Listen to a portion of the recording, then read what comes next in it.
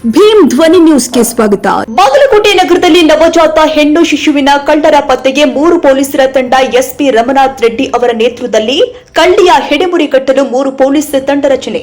ASP Mahantesha ಜಿದ್ದಿ ಅವರ ನೇತೃತ್ವದಲ್ಲಿ 3 ತಂಡ ರಚನೆ. ಜಿಲ್ಲಾಸ್ಪತ್ರೆಯಲ್ಲಿನ ಮತ್ತು ಸುತ್ತಮುತ್ತಲಿನ ಸಿಸಿಟಿವಿ ಪರಿಶೀಲನೆ. ಜೂನ್ 14ರ ಬೆಳಗ್ಗೆ 9 ಬಾಗಲಕೋಟೆ ನವನಗರ ಜಿಲ್ಲಾ ಆಸ್ಪತ್ರೆಯಲ್ಲಿ ಜಿಲ್ಲಾ ಪೊಲೀಸ್ ವರಿಷ್ಠಾಧಿಕಾರಿಗಳು ಅಮರನಾಥ್ ರೆಡ್ಡಿ ಸರ್ ಕಳ್ಳತನ ಪ್ರಕರಣ ಪೊಲೀಸ್ ವರಿಷ್ಠ ತಂಡವನ್ನು ರಚನೆ ಮಾಡಲಾಗಿತ್ತು. ಬಾಗಲಕೋಟೆಯ ಜಿಲ್ಲಾ ಆಸ್ಪತ್ರೆಯಲ್ಲಿ ಮೆಹಬೂಬ್ ಬಿ ನದಾಫ್ ಮಹಿಳೆಯ ನವಜಾತ ಶಿಶುವಿನ ಕಳ್ಳತನ ಮಾಡಿರುವ ಮಾಹಿತಿಯನ್ನ ಪೋಷಕರು ಕೊಟ್ಟಿದ್ರು. ಕೂಡಲೇ ಪೊಲೀಸರ ತಂಡದಿಂದ ಕಳ್ಳಿಯ ಜಾಲತಾಣಕ್ಕೆ ನವನಗರ ಪೊಲೀಸ್ ಠಾಣೆಯಲ್ಲಿ ಪ್ರಕರಣ ದಾಖಲಿಸಿ ಹೆಚ್ಚುವರಿ ಪೊಲೀಸ್ ವರಿಷ್ಠಾಧಿಕಾರಿಗಳು ಆದ ಮಹಂತೇಶ ಜಿದ್ದಿ ನೇತೃತ್ವದಲ್ಲಿ 3 ಪೊಲೀಸ್ ತಂಡಗಳ ರಚನೆ ಮಾಡಿ ಜಿಲ್ಲಾ ಆಸ್ಪತ್ರೆಯಲ್ಲಿನ ಮತ್ತು ಸುತ್ತಮುತ್ತಲಿನ ಸಿಸಿಟಿವಿ ಪರಿಶೀಲನೆ ಮಾಡಿದ್ರು.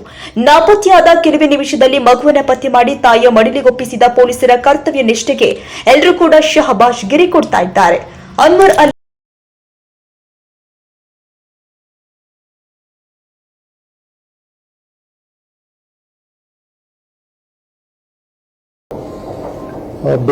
ಶ್ರೀಮತಿ ನದಾಫ್ ಅವರು ನಿನ್ನೆ ಡೆಲಿವರಿಗೆ ಹಾಸ್ಪಿಟ್ಲಿಗೆ ಅಡ್ಮಿಟ್ ಆಗಿರ್ತಾರೆ.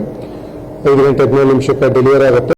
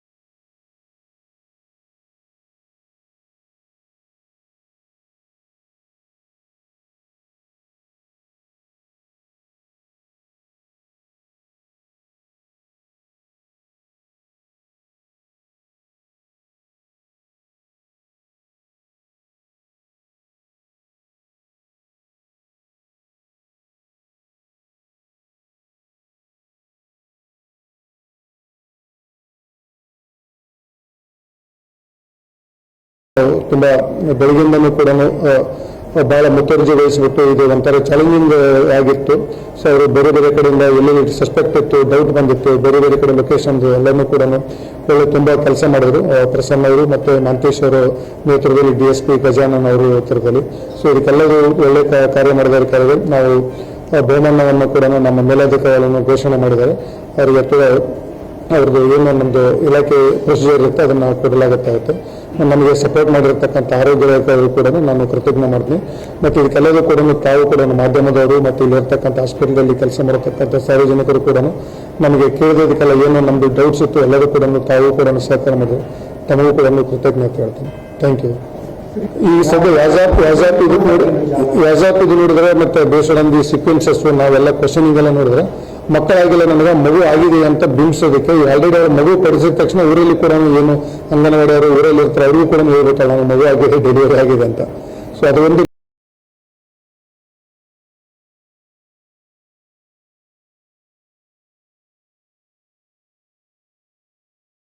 ಬರುತ್ತೆ. ಅದ್ರ ಮೇಲೆ ದೋಷಾರೋಪಣಾ ಪತ್ರ ನ್ಯಾಯಾಲಯಕ್ಕೆ ಸಲ್ಲಿಸ್ತೇವೆ. ಈ ಕಂಪ್ಲೇಂಟ್ ಅನ್ನು ಅದೇ ಈ ತರ ನಿನ್ನೆದೆ ನಾವು ಏನು ಕಂಪ್ಲೇಂಟ್ ಅಲ್ಲಿ ಹೇಳಿದೆ, ನನ್ನ ಮಗನ ಬಂದ್ಬಿಟ್ಟು ಇದರ ಕಿಡ್ನಾಪ್ ಮಾಡ್ಕೊಂಡು ಹೋಗ್ಯಾರ ಎಂಬುದನ್ನು ನಾವು ಪ್ರಕರಣ ದಾಖಲು ಮಾಡಿಕೊಂಡಿರ್ತಕ್ಕಂಥದ್ದು ಇತ್ತು. ಸೊ ಈಗ ಪತ್ತೆಯಾಗಿದೆ. ಮುಂದಿನ ತನಿಖೆ ಅವ್ರನ್ನ ಮತ್ತೆ ವಾಪಸ್ ಕೋರ್ಟ್ಗೆ ಹಾಜರುಪಡಿಸಿ ಪೊಲೀಸ್ ವಶಕ್ಕೆ ಕೊಡ್ತೀವಿ. ಮುಂದಿನ ತನಿಖೆ